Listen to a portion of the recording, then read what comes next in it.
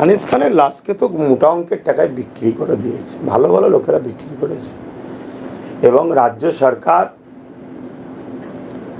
আপনারা আনিস খানের ইস্যুটাকে তো, মূল ইস্যুটা তো মানুষ জানেনি, একটা অন্য রাস্তায় ঘুরছিল। আনিস খানের সঙ্গে মূল লড়াই কিন্তু আলিয়ার জমি বিক্রি করা নিয়ে।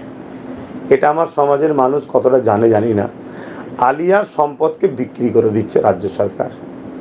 আনিস খান সেখানে আলিয়ার ছাত্র ইউনিয়নের পক্ষ থেকে সেটাকে রুখেছিল এবং রুখার জন্য অনেক আন্দোলন করেছিল। তাই আনিস খানকে বড় প্ল্যান করে খুন করা হয়েছে। আর রাজ্য সরকার যে বলল আমি সিট তৈরি করে 1 সপ্তাহের মধ্যে বিচার করে দেবো, দেখুন রাজ্য সরকার বিচার করতে পারবে না, কেন রাজ্য সরকারের অনেক বড় বড় বোয়াল মাছ এই আনিস খানের মারার পিছনে আছে। যাদেরকে দিয়ে রাজ্য সরকার ধরে বা বলে, রাজ্য সরকারটাই পড়ে যাবে।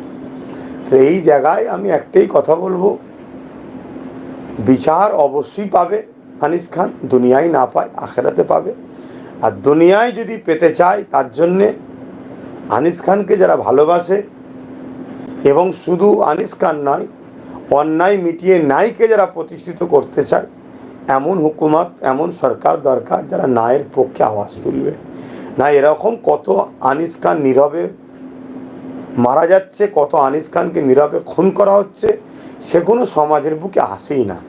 লক্ষ লক্ষ বেটি, লক্ষ লক্ষ মা, বিভিন্ন ধর্মের, বিশেষ করে গরিবদের ওপরে কত জুলুম হচ্ছে, কোনো খবরে সেগুলো আসে না।